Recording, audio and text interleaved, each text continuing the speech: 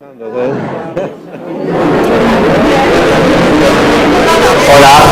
buenas tardes. Good evening, everyone. Please, I would like to ask you if you could take your seats.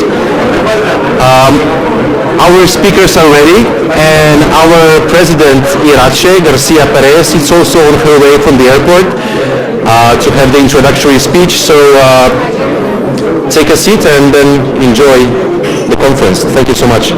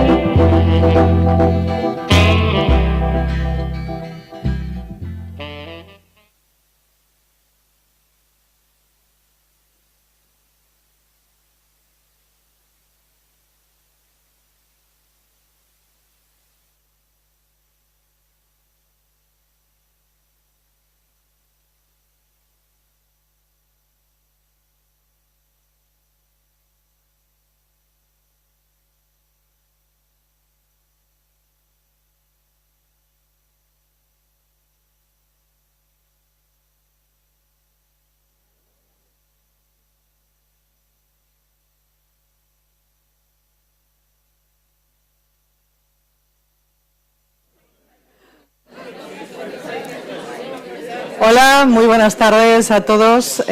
Bienvenidos a esta sesión de tarde-noche, muy poco europea, por cierto. Todo hay que decirlo así de entrada. Bienvenidos a todos los que estáis aquí y también a todos los que nos están escuchando a través del streaming. Bueno, todos sabemos que hay un problema con el tema de la vivienda en Málaga. En concreto, el acceso se ha convertido en un problema importante, sobre todo para la gente más joven. No hay suficiente oferta para una demanda muy grande que existe. Entonces, el problema, sobre todo de los últimos meses, después del aumento de las hipotecas, ha complicado todavía mucho más todo el problema y es muy especialmente es muy complicado para la gente más joven. Todos sabemos que si no tienes una casa, no puedes tener un proyecto de futuro como es el de poder formar una familia, tener hijos. Eso lo dificulta mucho. Si tienes que seguir viviendo con tus padres, pues como que no hay manera. Al igual que está pasando en otras grandes ciudades, en el caso de España, pues por ejemplo en Barcelona, en el resto de Europa, pues puede ser Londres, París, Málaga, se ha convertido en una ciudad en que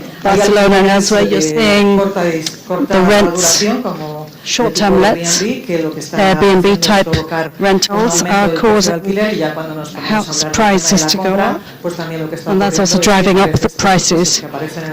Quite often, the locals are just not able to afford any properties that come onto the market. So it's just the foreigners who have more purchasing power who can actually afford those properties, and they turn them into Airbnbs and tourist lets. Now that's a problem. We have 2,600 euros, which is about 14% increase from last year, and we're seeing that interest rates have gone up to 4%, which is all making things very difficult when it comes to the housing situation. And that's of course what we're going to focus on today in this panel. We could of course talk about building more social housing, and we have a very low percentage of social housing. We should have about 9% Europe-wide as the average. We're very far from that here, and we're very far from the 30% figure that you see in the Netherlands and the higher figures you see in Austria. Well, the big question for today in this panel will be about asking how much Europe is responsible for housing, because of course this is a national competence. We're talking here about an autonomous region and a local authority that's responsible for resolving this problem. But what can Europe do? Can Europe do anything to try and ease the pressure on housing? It's a problem we see in Malaga, but we see it elsewhere as well in other cities. Now, one thing we need to bear in mind is that there's a fundamental right to housing. It's a basic right. It's covered in the Spanish Constitution. It's also covered in the European Charter of Social Rights, which says that the member states must guarantee universal access to dignified housing. And so that's the big topic for today. As I said earlier, I don't know where Nicolas is, but he has already said this has to be right at the top of our political agenda. So let us begin with hearing from Irache García, who is the president of the Socialists and Democrats political group in the European Parliament. Thank you very much, Nuria. Thank you for introducing the topic. And I think it's really obvious what we need to talk about here. We need to talk about the issues that affect people's day-to-day lives, affect young people, and we need to talk about solutions as well. That's what we're in politics for. We're here to provide solutions. If I may begin, I'd like to thank you, first of all. Thank you for welcoming us here in Malaga. As we heard from Nuria, Malaga is struggling with this problem. This is a problem that's hitting millions of families, millions of young people, the housing crisis. We have a major obstacle when it comes to accessing housing, and it's one of the biggest challenges we're facing in the country. Perhaps some of you are thinking about your own situation, your own housing situation, your friends and family. Now, many of the member state constitutions, in fact, guarantee a right to dignified housing. Well, if we look at the reality, that's quite often far removed from that ideal. And for many of us, it's not only difficult to access housing, but also to retain that housing. You can be looking at renting, you can look at buying, but then you have to also be able to heat your property to livable temperatures. Now, perhaps heating isn't such a big issue in Malaga as in other cities that we may be aware of, but if you look at just equipping the housing so that you have minimum levels of comfort. Now, if you look at Eurostat figures, they say that about 70% of people in Europe are homeowners, while 30% are renters. So being a homeowner doesn't necessarily mean that you can have dignified housing conditions, because about 7% of EU citizens are unable to maintain, heat their homes to adequate temperatures, as we saw in recent months, or 8% of the population are spending more than 40% of their household income on housing. In Spain, housing has become a major issue. It's become a major headache. Some 6 out of 10 young people still live with their families, with their parents. As we heard from Nuria,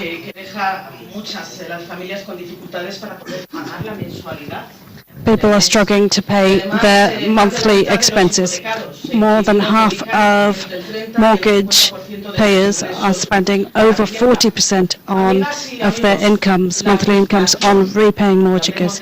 Now, as talk about frustration, we can talk about frustration. You see the mortgage prices going up. There's waiting year after year to try and access housing, and these young people who are unable to leave their parents' homes, unable to fly the nest, well, they are looking for public policy that's going to be effective. They'll spend all of their family savings, and now we face a very different situation. They had hope, but with Putin's war, interest rates have gone up, and the cost of buying a home has shot up as well, which means that this is becoming ever more elusive as an objective. We're seeing that, look at many houses being diverted towards tourism, and if you look at the various investment funds, you see just a very few controlling the housing market as a whole, and there isn't enough housing stock to cover the needs that exist. The worst affected are the young people who are unable to fly the nest, and the families themselves who then fall into poverty. And if you simply don't have enough income, you don't have a permanent work contract or a stable monthly income, then what you do is you have to rent a room somewhere for an extortionate price in the unofficial market. So the question is whether the European Union should be taking short-term measures to try and cushion the shock. Yes, it's true that Nuria did point that Europe doesn't have competence when it comes to housing. But let's be clear. When there have been other problems where Europe didn't have competence and it was a major problem, we found a way to do it. We found a solution. So if this is a problem and Europe isn't able to act, then let's find a way for it to act. Let's find a way for Europe to intervene. The Sanchez government has taken a bold step with his adoption of the first ever housing law in the history of Spanish democracy. We're going to see increase from 2% of housing as social housing share to 20% share, which is a major leap forward. There's also going to be a ban on selling properties to investment funds. Now, we need clear responses. When people are asking for answers, we have to be bold and clear. This is a major issue that we need to talk about. Social housing can't simply be something that's in the hands of investment funds. And we also need to be able to grant tax breaks to owners who are willing to drop rents. So we can really also make the most of empty properties and limit the rise of rents in high-pressure areas. Now, I know this is a very divisive issue. There's a lot of controversy around it. But if you are in government, then you have to choose amongst different possibilities. It's simply not acceptable for citizens to have to give up 40% of their monthly income just for housing. Right now we can say, well, why would there be any ideology in the question of housing? Well, this is an ideological matter. We've had some unfair policies from the Partido Popular. There was people stopping access to affordable housing, and they even slowed down the building of protected properties that would be affordable. So they slowed down that building program. And they also sold off a lot of housing to these vulture funds, investment funds, and cut the amounts allocated to housing policy. Well, things have changed radically under the Sanchez government. We've got some 350 billion euros being invested in housing. If you look at that, if you compare, you can see that as a direct consequence of European funds reaching Spain, in fact. Now is the time for us to take another look at state subsidy and investment in housing. It would be simply unacceptable for the European Union to turn a blind eye to this issue. This is the time now to build housing stock that's accessible, affordable, and make it available to the millions of young people and families that are trapped now, trapped in an impossible situation where there's this gaping difference between their incomes and the actual cost of housing. Simply standing by and watching would mean that everyone would lose confidence in politics, would lose confidence, and those were simply turning away from the reality that many people are facing every day. That's not what social democracy is about. That's why we are here today. We're talking about the real problems that people feel in their ordinary lives. Well, what we need is security and hope for young people and for families. Social democracy is, in fact, the main backer of the welfare state. We want to provide universal health care and education. We want to provide policies that will allow people to become independent and support the elderly people and increase their incomes as well, and build a stronger welfare state. And we do this now through the right to housing. We're going to do this through dialogue and consensus by simply translating what it says in the Constitution into reality and hard and facts. We want housing to be solved. We don't want it to remain a problem. And we want to make a pact for housing, which will be a landmark in European history, and it's going to be a step forward when it comes to the global recognition of the right to dignified housing. My dear friends, let's say goodbye to housing bubbles and the failed right-wing policies. Because if you look at the elites, the investment funds that simply want housing to be a luxury product, something we do not accept as social democrats. We defend the right to housing for all citizens so that people can build their futures. Thank you.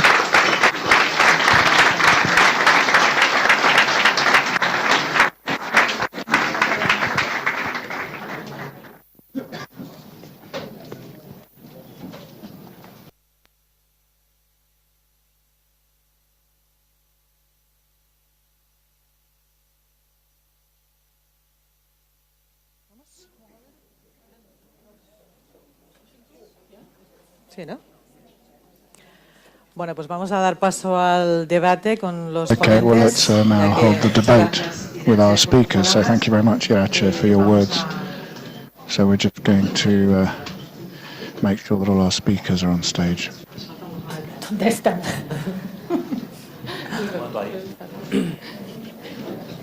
Claro, porque falta alguien.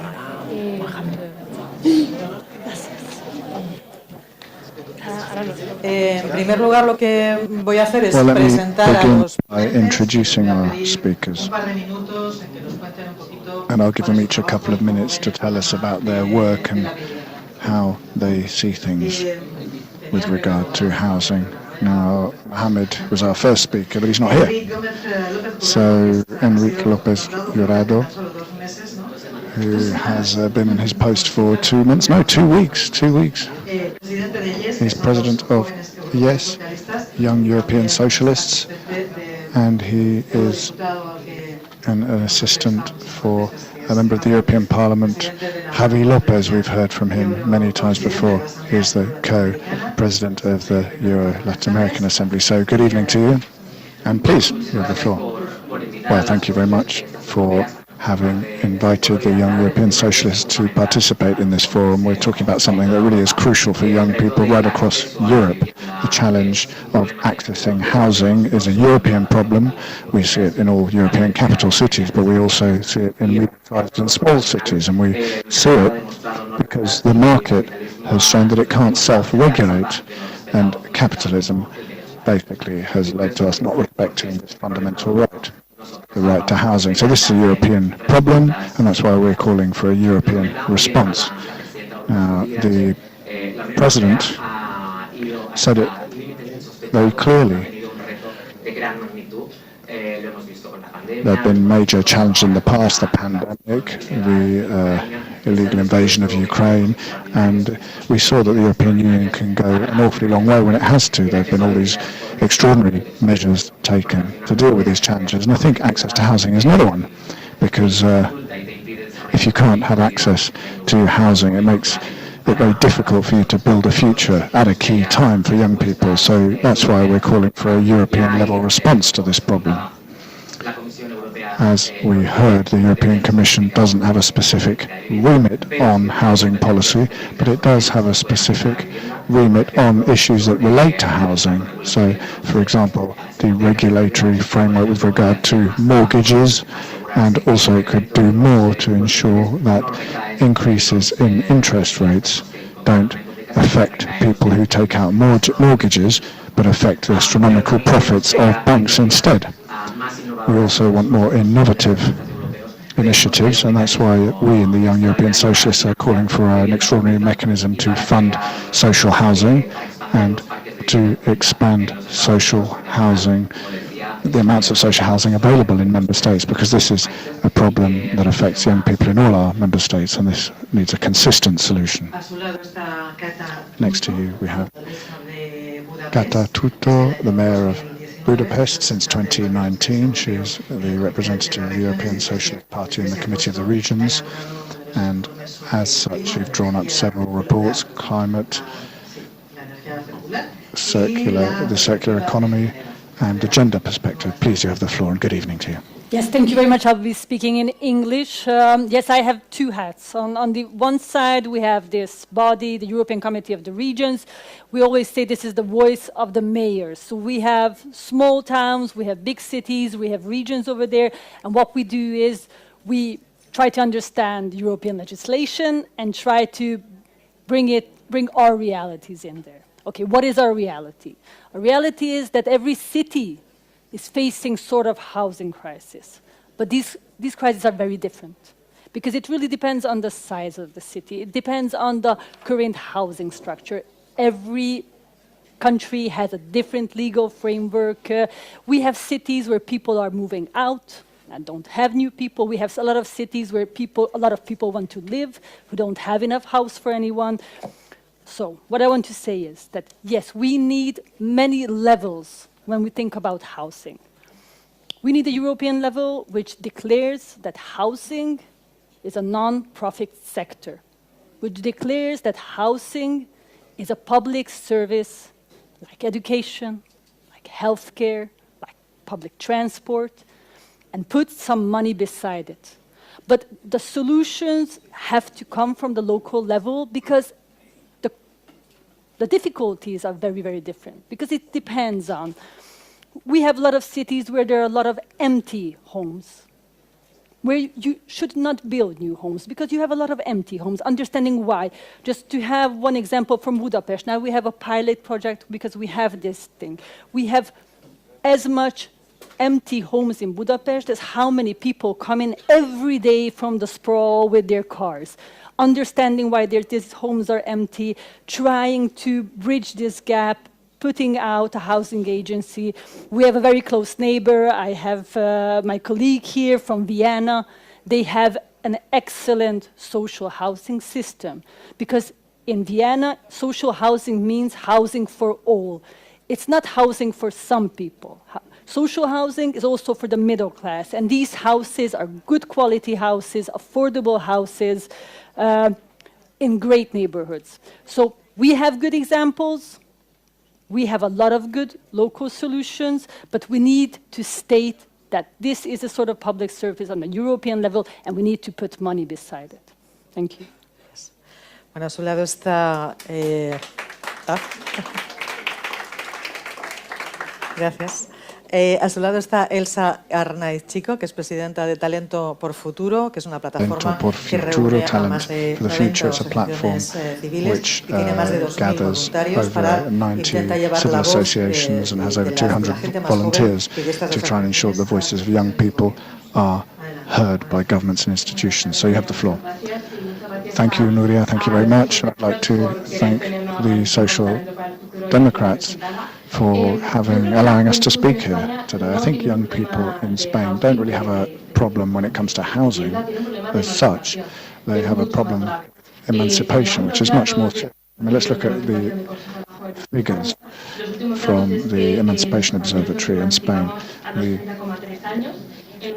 figures say that we leave home at 33 years old, whereas the European average is 26. So this is a difference of 6 years, and many things happen in 6 years. It affects your capacity to start a family, to save money, to change jobs, to find stability in your professional life, and that's something that Spanish people are finding later than the European average. I mean, even the European average could be improved, I think. Now, there are many factors that relate to this. One relates to housing, but another one relates to finding jobs. I mean, our youth unemployment rate in Spain is the highest in all of Europe, but that's not the only problem. The other problem is that when you find a job, salaries are minimal. They're really pitiful. So even if you have a job and you're working extremely hard, even then you can't leave your parents' home. You're still stuck at home with your parents, because this is a problem not only of young people. I mean, the problem is that we don't call housing a human right. I mean, we're not talking about a privilege here. We're talking about people's future. We're not only causing problems for young people here, we're causing problems for the whole country, many generations and an entire economy, because these young people aren't going to be able to achieve all the things that they want to, and then all the money that's going to be needed for pensions, to deal with climate change, etc., isn't going to be available. If young people can't leave home, you certainly can't have a project as a person, but as a country or as the European Union either. I mean, this isn't only an issue, as our colleague was saying, it doesn't only relate to making money out of housing. Housing is a right, and so we have to have brave solutions, and they need to be implemented. Thank you.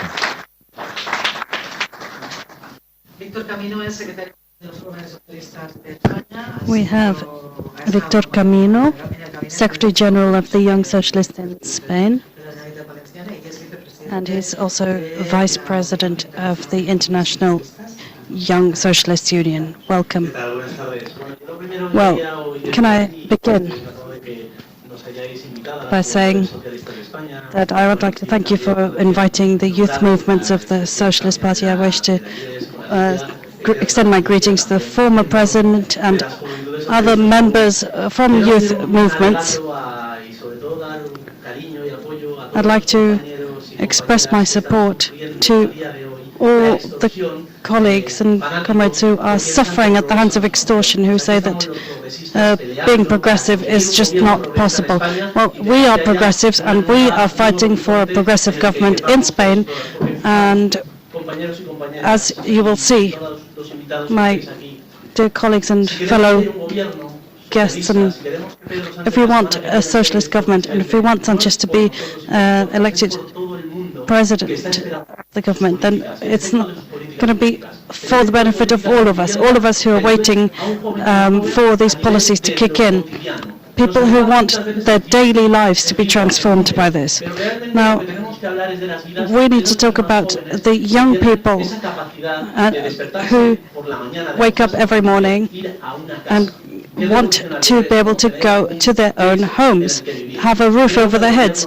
Is that such a revolutionary idea? Well, that's what the Spanish government is now doing, is laying the groundwork with a law on housing, so that we're going to be more ambitious on this. Because you can't have this kind of monolith.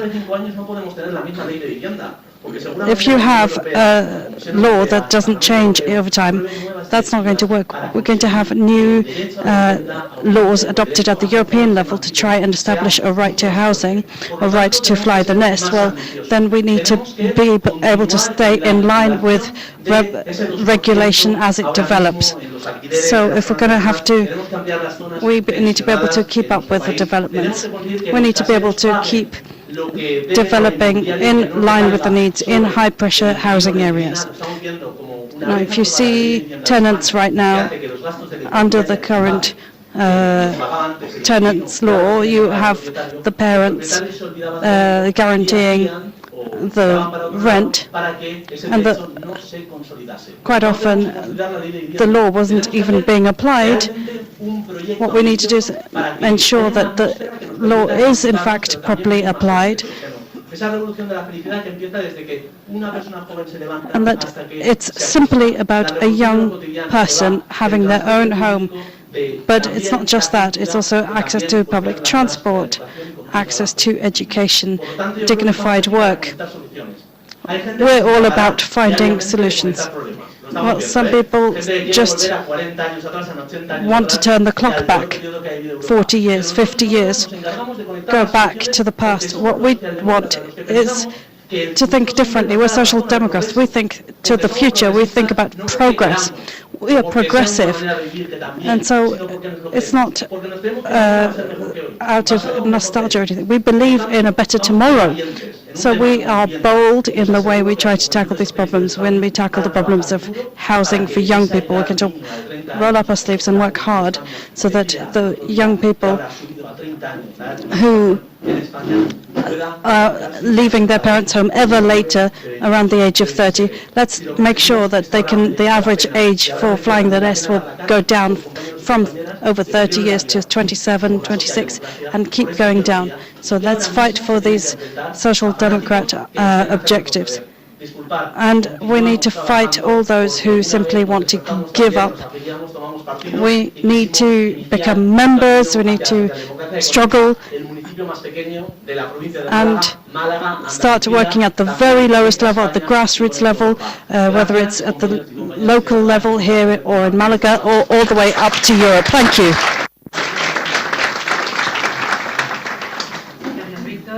Thank you, Victor. I'd like to give the floor to Maite Luque López, who's director of Hay Futuro, which is an alliance together with Pro Vivienda. You have a trade union background, and you've been doing this work for several years now, working with young people. Thank you, and welcome to everyone. Can I tell a bit about what one of the starkest forms of poverty, homelessness.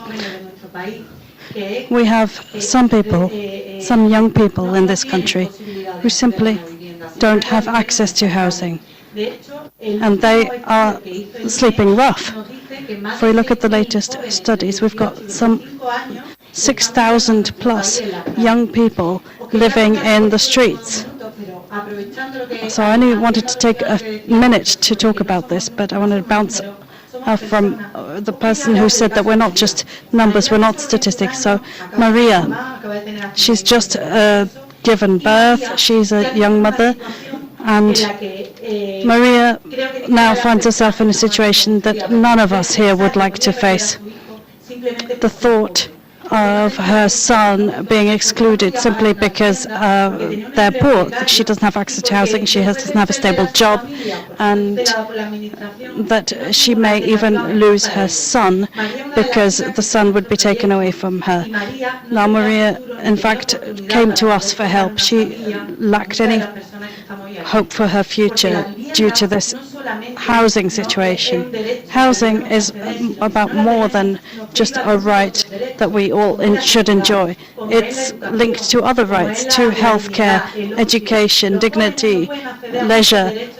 Everything stems from this right to housing. And so Hogar Sí Pro Vivienda, our organization, is fighting homelessness. We can avoid homelessness. We can do this.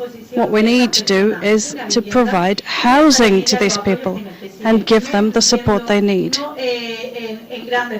No, you don't have to do that in big shelters, in major centers. You simply need to go to where these people are, give them the support they need at home.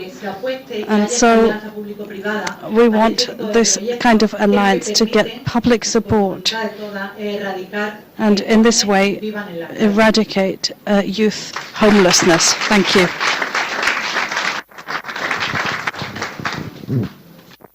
And finally, we have Mohamed Chahim, Vice President of the SD Group. He is a member of the European Parliament for the Dutch Labour Party. He's been a member since 2019. He is a member of the Environment, Public Health and Consumers Committee of the European Parliament. Please. Let me start by the last point of Maite, because I think it's very important that when we talk about social housing, we're also talking about rights, things that social democrats have fought for in Europe, things that when I grew up were normal.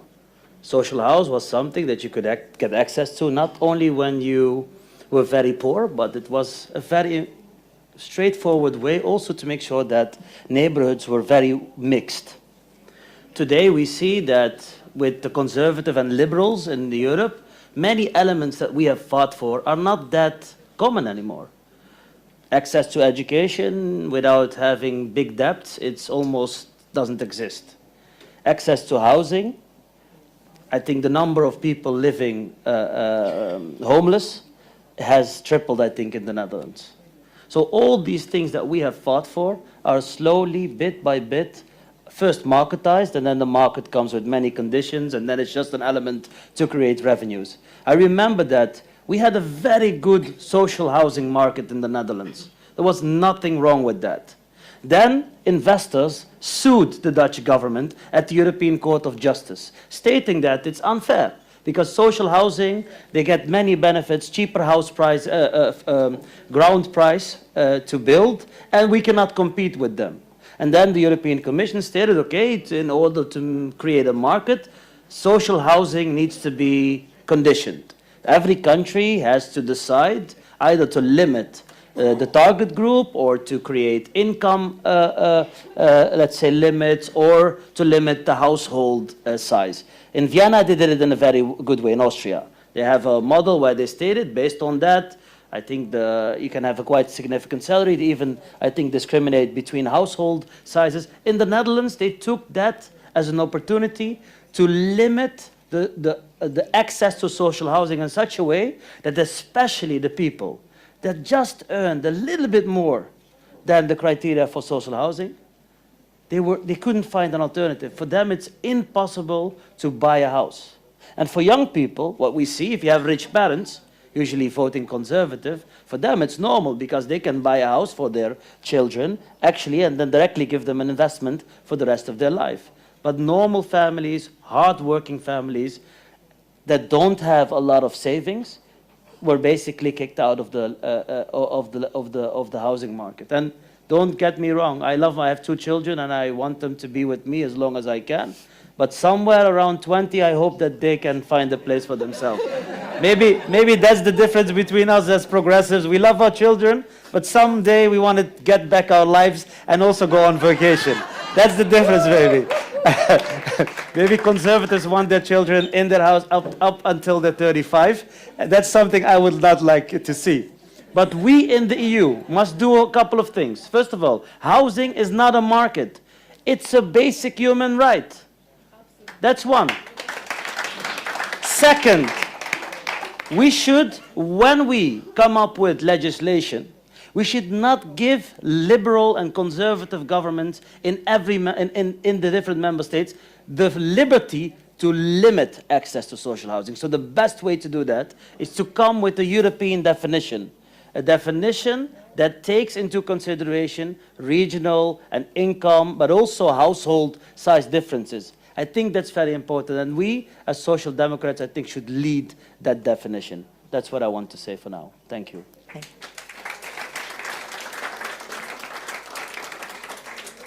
Bueno, ahora tenemos unos minutos para si alguien del público quiere hacer alguna pregunta. If anyone in the audience wants to ask any questions, and I've got some questions. Se trata de un diálogo del público con ellos. Así que bueno, yo creo que una de las principales preguntas que that's fine. But I think one of the main questions that we have to ask, and it's been raised several times today already, is what can we do to ensure that the European Union takes measures within its competences, its remits. And this is a bit complicated because we know that sovereignty is a major issue for member states. They don't want to give it up, and there are specific countries that are perhaps more tenacious on this than others. But it's very difficult to get member states to give up their competences to the European Union in issues which are as sensitive as housing can be. So which measures should the European Union adopt to improve things in this area? Because at the end of the day, most people may well end up saying, well, yes, housing is a right, but for many people it's also a business. And there you have the issue of supply and demand. So how can the European Union deal with this? Which measures can the Parliament, Commission, whoever take to limit this imbalance between supply and demand? And I leave that open to our speakers, if anyone wants to answer. Well, just to be brief and just to be dynamic, I want to talk about the Young Socialists of Andalusia with us today. They've been fighting for a long time. The rental bonus, there was a 250 euro bonus in Spain, which was paid to young people, a rental bonus, and the regional president is no longer paying it. So the Young Socialists of Andalusia, also in other regions, are trying to ensure that's complied with. I mean, we're talking about a European framework. I mean, imagine how difficult this is going to be at the European level if it's this difficult at the national level. But this is important. It's something we need to fight for. So I think we should link policies together. I mean, we have Carlos from the Young Socialists of Andalusia, and then we've got Enrique, who's responsible for young people at the European level, and we also have the Secretary General of the Global Social Democrats, I think I'd say. So we need to connect our solutions, link them all up. We need to ensure that the laws are complied with here, because many laws are made, but they're not always complied with. So it's all very well and good to create a framework, etc., but we have to ensure that laws are complied with. And if a housing law is complied with and we can get the money to all young people, we may be achieving something. And it would be good if the European Union put a condition in the next generation EU funds to say, well, if the housing bonus isn't paid to young people, well, then the funds won't be paid. And not only to the Spanish government, the national government, but also to autonomous governments in Spain. And I think that would be good for young people in the country. Well, earlier we heard a reference to the fact that this issue is important at several levels. You have the local level, the autonomous region level, the national level, and the European level. And the idea is for all these levels to agree so that some solutions can be found. I think Elsa, you wanted to say something? Yes. Hello? Yes, very briefly with regard to what Victor was saying. I think that it's very difficult to legislate on a new competence, but we have many competences already at the European Union level. So I think the European Union institutions are smart enough to use the measures and competences that we have in order to do what we want. Because as we heard earlier, it's not only a housing problem, this is a problem that relates to many things. And so we could start legislating in those areas, not only legislating, but also ensuring that conditions are complied with. And then we could deal with the issue from many different sides. I mean, this is a very complicated debate. I mean, obviously it's very difficult to try and get more competences to the European Union level, but perhaps we should start then with what we already have. And I think there is enough there if we want to act. I mean, we saw that with COVID, I think. Yes, absolutely. I think it's important that we should highlight the fact that some believe that housing is a business, and that's not what we think. We think that housing is a right. If you've got an investment fund, they're not going to respect the rights of the residents. They simply buy up the whole block, evict everyone, and find new tenants. So that's something we need to tackle. We need to make sure if you look at the case study of London, there's all these ghost cities, all these tower blocks that stand empty where there's no one actually living. What kind of city is that?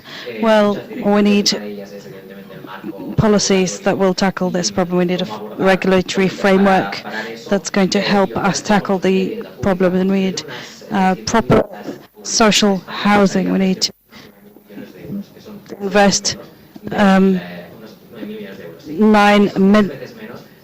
billion in this sector.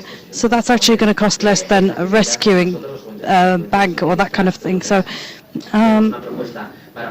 we need to have a policy in place so that we can provide €5 per square meter over a 5-year period to young people, and provide this kind of subsidy to young people so that they can access housing, they can study during this time, they can perhaps access the first paid job and perhaps increase their salary over that 5-year period, and maybe then make the switch onto the private housing market. So we have to be more ambitious. I know that in key moments Europe has been able to step up its game, and I think we need to be able to push this in Europe, and we need to make this a major battleground in the next European elections. You talked about rescuing banks and bank bailouts. Well, there's one initiative that's being discussed in the European Socialist Party, the idea of a ceiling, a temporary cap on interest rates, and that banks should be made to pay the excess interest rates at a time when the buyer is unable to absorb that extra cost. Well, would this be along the lines of what you're suggesting? Yes, absolutely. We need citizens to see that everyone can see that people are footing the price of a current crisis. Well, that's really dangerous for democracy when you have that kind of situation. We have a real risk of democratic backsliding, and that's a major risk in a number of elections that are looming. I think there's another question from the floor. Yes, I'm Michelle.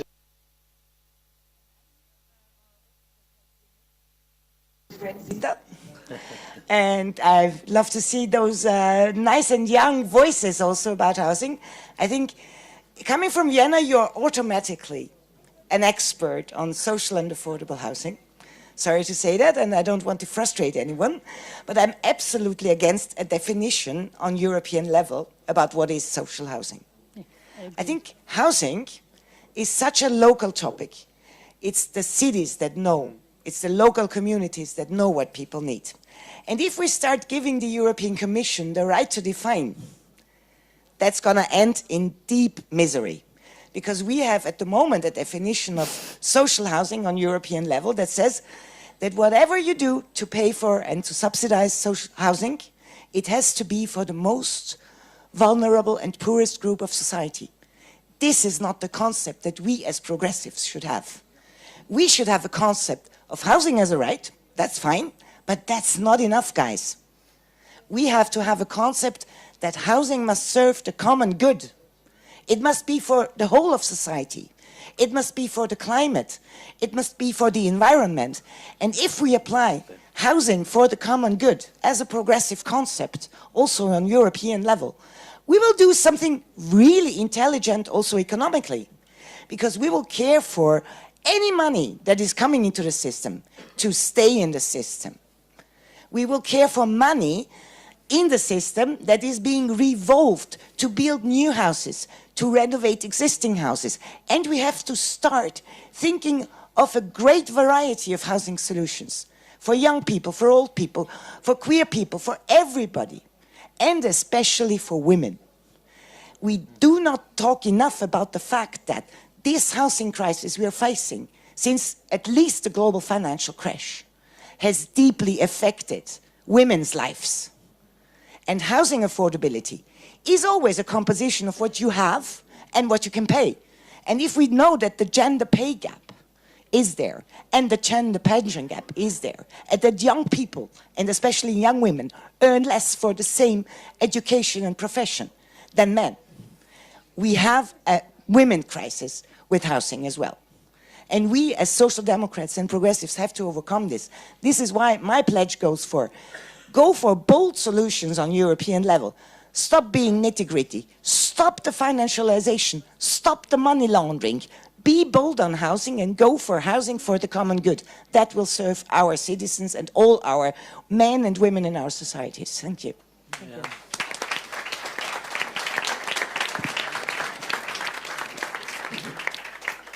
Bueno, creo que Mohamed quería introducir alguna cosa. Today, what we want to have is solutions for the people. The problem is that the definition in Vienna, in Austria, works. That same definition is really narrowed in every other member state. That's the biggest problem. So what we try as social democrats is at least come up with criteria under which member states should include in the definition. That's not one size fits all. We never do that. We, as I said clearly, regional, local elements should be included. I want to respond on the interest, because the problem of interest is that it's a solution. The problem is it the right solution?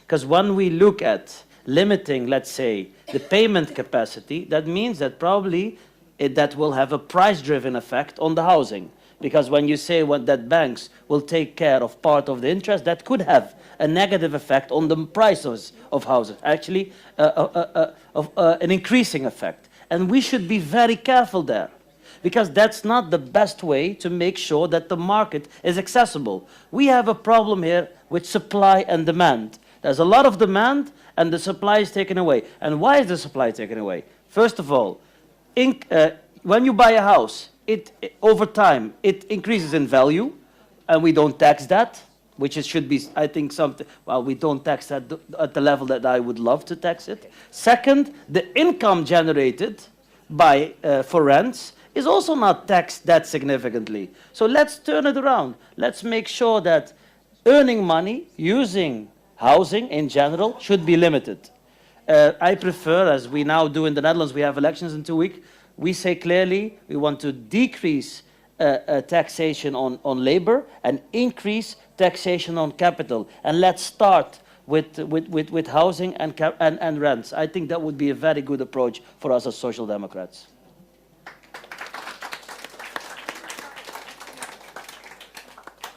¿Hay alguna otra pregunta? Hello? Oh, yes. Adelante. Yes, Oh, okay. Hello, I'm from the Belgian Young Socialists. I had just a little question. Enrique, you talked a bit about the European competence in fixating interest rates, because yes, interest rates, it's the European Central Bank, but today the mandate of the European Central Bank is mostly focused on inflation. So should we as Social Democrats advocate for a broadening of the mandate of the European Central Bank to include this issue of housing? So, thank you. I think that any reform, I think that any reform that we can do in the European architecture to make sure that housing is accessible and affordable should be okay. And obviously, there has to be necessary reforms in the financial system as well.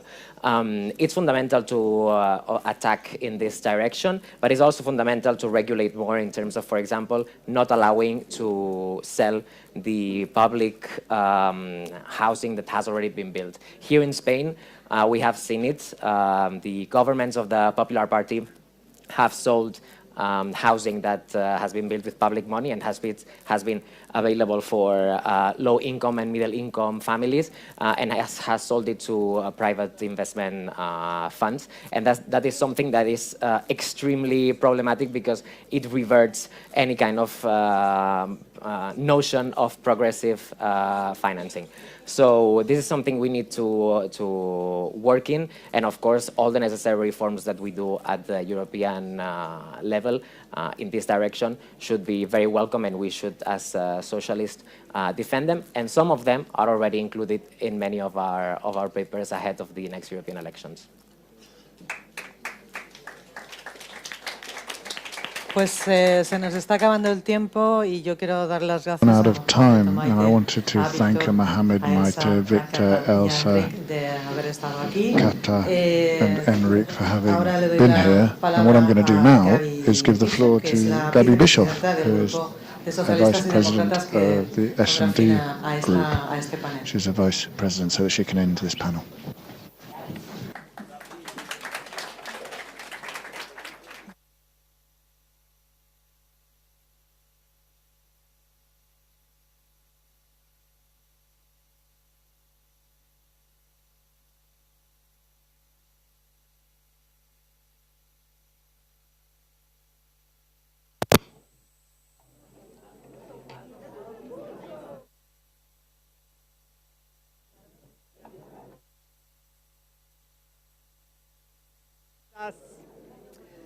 It is very great to welcome you also here after this debate we had together with the young activists, be it from the party, be it from projects, and with Moa here on an issue that is really pressing in every city in Europe. And I don't know how you experience it, but when you arrive like today in such a beautiful city, you don't know what's going on behind all these houses and walls, how difficult it is for young people to find their own flat and to leave their parents' home. But we addressed it here from very different perspectives. And I think one thing was very obvious. It is a problem that exists in all member states. There were some differences to see, is it a European problem? Because it happens in all European cities and also in many regions. And how should and how can Europe address it? And I think we already learned here one thing also, when we talk about housing problems, we talk about a lack of perspective for a good future for young people. For women, it was mentioned, because it is a question of emancipation. If you have the choice to leave at a certain age and experience an autonomous life, or if you are stuck, even if you love your parents very much, to them, and you don't have this room you need when you are young to develop. And I think, therefore, we have to see that the housing problem is a problem that affects the future of many, many young people, but also of other groups in society here that we need to address. And I think very much this question that Elsa said, it's a question of emancipation. And we have to see it, and we cannot address it only from a housing perspective. And I think many solutions that were discussed here, easiest are on European level, European funds. We have a lot of different European funds. And the question is here, Iratxe said, can we help to address the crisis, to scan also all these European funds? Do they help to improve the situation of young people and vulnerable people to find their own home? Or do they build barriers to that? And I think we still have a lot of funds that could be more focused, more used. For example, also we have the social housing programs. We want to make sure that we don't have homelessness in Europe, but we don't have enough resources focused on that, and we should address it. But I think also Kata and later on Michaela also said, yes, homelessness is a problem in all European cities, but it's also different. And we have to see these differences. And that we equip the people on local level that they can deal with it in the way they need to do it, and they will decide how they will do it. And here we can scan the other policy areas, and a lot was mentioned here. I want to mention some.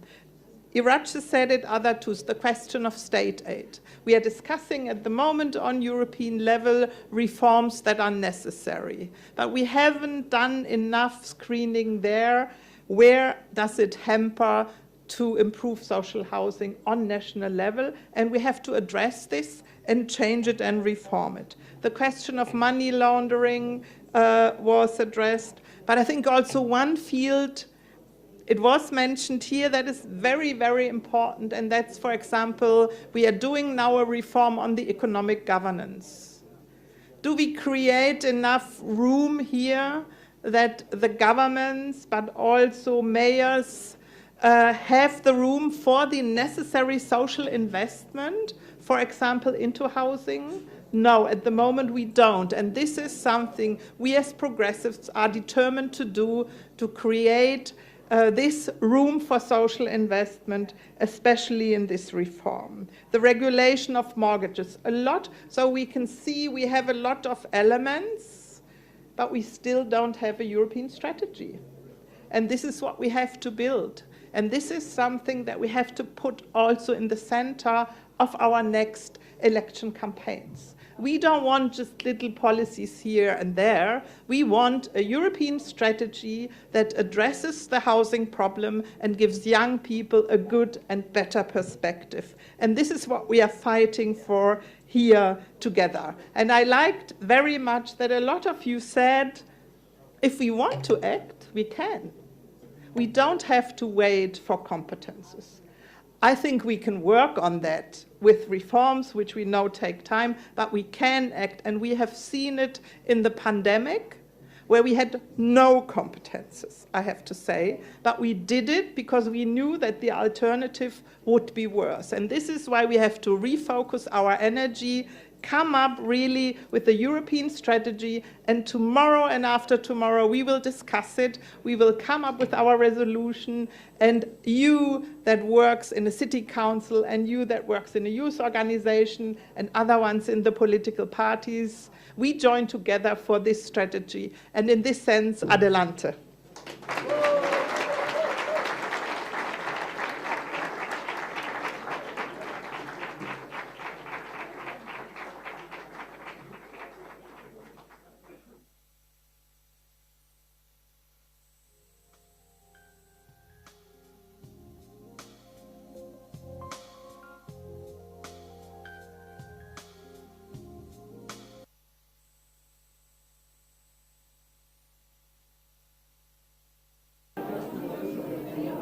Me han dicho que tengo que despedir. I was told I have to say goodbye to all of you, so I just thought I'd come back up here. So thank you to all of you for having attended this discussion. It would have been good if we'd had a bit more time. A few questions were left pending, but I think that it was important that we heard from people in the audience. I'd like to thank all those who are watching us online, wherever you are. And once again, thank you to all of you. You can have a drink over there if you want one. Thank you very much, and see you next time.